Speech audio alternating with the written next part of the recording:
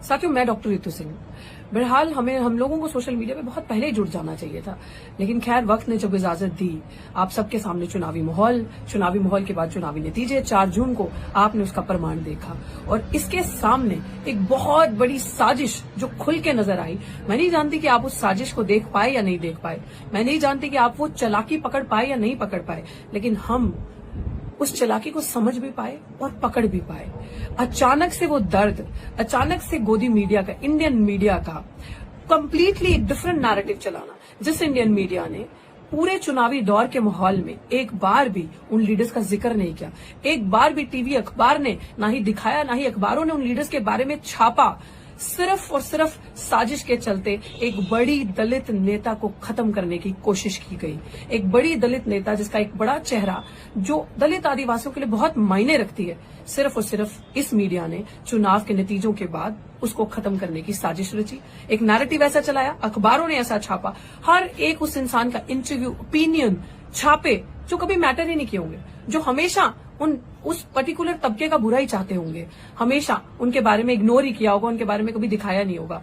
एक बड़ी दलित नेता को मिटाने के लिए, खत्म करने के लिए साजिश रची गई। और मेरा ये मानना है, और तमाम वो लोग जिनके बीच में आज ये बात रख रही हूँ, तमाम वो लोग जो दलित, आदिवासी, पिछड़ा समाज, माइनॉरिटीज, मुस्लिम्स, क्रिश्चियन, दलित, बौद्ध, ये एक जो बहुसंख्यक तबका बनता है, मैं इनके बारे बीच में ये बात रख रही हूँ। मुझे लगता है आप मेरी बात को काफी हद तक समझोगे।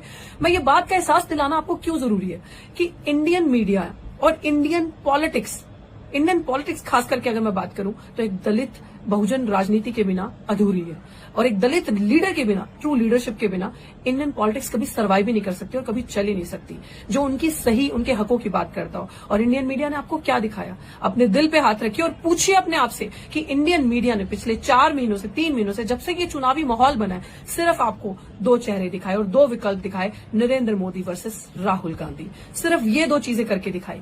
कभी इन्होंने बात ही नहीं की बहन कुमारी मायावती जी की, कभी इन्होंने बहुजन समाज पार्टी की बात ही नहीं करी। और मुझे एक बात आप बताएं, मैं उस समाज से, उन लोगों से ये चीज पूछना चाहती हूँ जो आज ब्लेम गेम खेल रहे हैं कि हम लोग हार गए चुनाव, बीएसपी की वजह से 16 सीटें बीजेपी ले गई। तो मुझे एक बात बताओ भाई, ठेका लिया है क्या?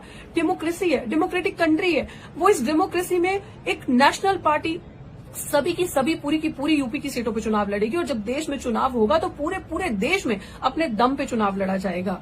पार्टी की गलती नहीं, गलती उन लोगों की है जो ये भूल जाते हैं हमारा असली घर कहाँ है। गलती कोई बात नहीं, स्ट्रैटेजी कभी फेल होती है, कभी हिट होती है, स्ट्रैटेजी बदली ऊपर नीचे जा सकती है। आप लोग जो आज पिछले 1 हफ्ते से ये नैरेटिव चल रहा है, उन लोगों को भी मैं बताना चाहती हूँ। मैं उस सवालों के भी जवाब दूंगी जो आप लोग मुझसे कर लो, लेकिन मैं आप लोगों को ये बात जरूर बताना चाहती हूँ, गांधी परिवार के पीछे कांग्रेस है, बीजेपी के पीछे आरएसएस है, दलित, आदिवासी, बहुजनों आपके पीछे क्या है? किधर खड़े हो? इसने लात मारी तो इधर, इसने लात मारी तो इधर, दोनों में बस डोलते रहना है। आपके पीछे क्या है?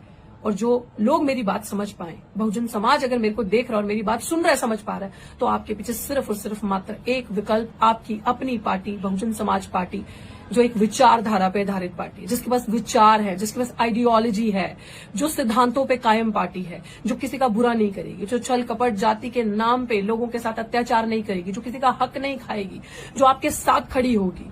आप बहन कुमारी मायावती जी पे बात करते हैं, आप उन पे लांछन लगाते हैं, आप उनको बताते हैं कि वो सड़कों पे नहीं आती, तो ठीक है।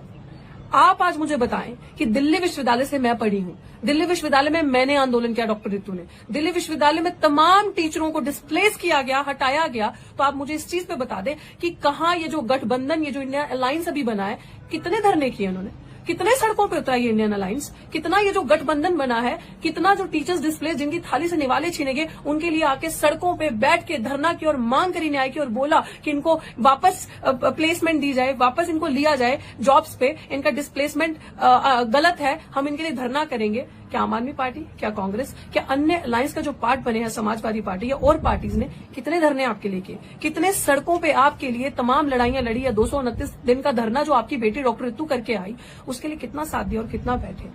बहुत आसान होता है कि जब आपका कोई लीडर बैठा है ऊंची पदवी पे, क्योंकि वो दलित समाज से, क्योंकि उन्होंने सब सहा है और वो महिला है, बहुत ईजी होता है पानी उस तरफ गिरना जहां ढलान है, लांछन लगाना, ये बहुत आसान है ये काम करना। लेकिन आप याद करें वो दौर, और डॉक्टर रितु से आप ये पूछते हैं कि ऐसे तमाम अभी मैं कमेंट्स के स्क्रीनशॉट्स डालूंगी, आप जरूर देखिएगा। मुझे लोगों ने ये सवाल किया कि लीडर तो आप बहुत अच्छी हैं, बहुत अच्छा काम किया आपने, बहुत अच्छा डिसीजन लिया पॉलिटिक्स करने का और पॉलिटिक्स ज्वाइन करने का और चुनाव लड़ने का, लेकिन पार्टी बहुत गलत चूज करी। मतलब आप जानते भी हैं मुझे आपके वेरिफिकेशन की वैलिडेशन की जरूरत नहीं है, एंड यू आर सेइंग कि we use to follow you. Please don't follow me, क्योंकि आप मेरे सिद्धांत, आप मेरे विचार कभी नहीं समझ सकते, आप उन चीजों को, उस दर्द को कभी नहीं समझ सकते। डॉक्टर ऋतु ने जो स्टैंड 10 साल पहले से, जब से संघर्ष करिए, जो लिया था, आज भी उसी स्टैंड पे खड़ी है। आज भी वो स्टैंड कायम है, आज भी वो विचारधारा, वो अम्बेडकरवादी, वो समानता की, स्वतंत्रता से पहले जो समानता की बात करता हो, जो सिद्धांतों पर चलने का जो सर ना झुकाता हो, जो हर एक को उसके राइट्स के, अधिकारों की बात करता हो, आज भी उन सिद्धांतों पर खड़ी है। अगर किसान का आंदोलन चल रहा था तो किसान मजदूर का नारा लगा के बुलंद आवाज थे, उनकी आवाज बनी।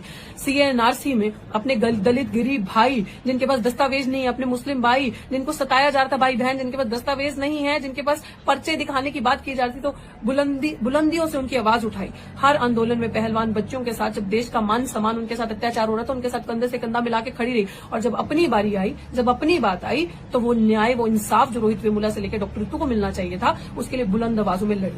अपना आंदोलन करते करते ये एहसास हुआ कि इतनी पावर, इतनी ताकत हम लोगों में, हमारे समाज में है कि हम एक हो सकते हैं, लेकिन सिर्फ और सिर्फ कमी है तो कलम की ताकत की। क्योंकि कलम की ताकत उनके पास है, इसलिए क्रिमिनल अभी तक कुर्सी पे कार्यरत है, अभी तक वो कुर्सी पे प्रिंसिपल बनी बैठी है, और वो इसी संघ के प्रिंसिपल है जिस संघ के झंडे डंडे दरियां आप बिछाते हैं। इसी संघ की वजह से, इसी आरएसएस की वजह से वो प्रिंसिपल वहां पे बैठी है। तो आप बात करते हैं इस समानता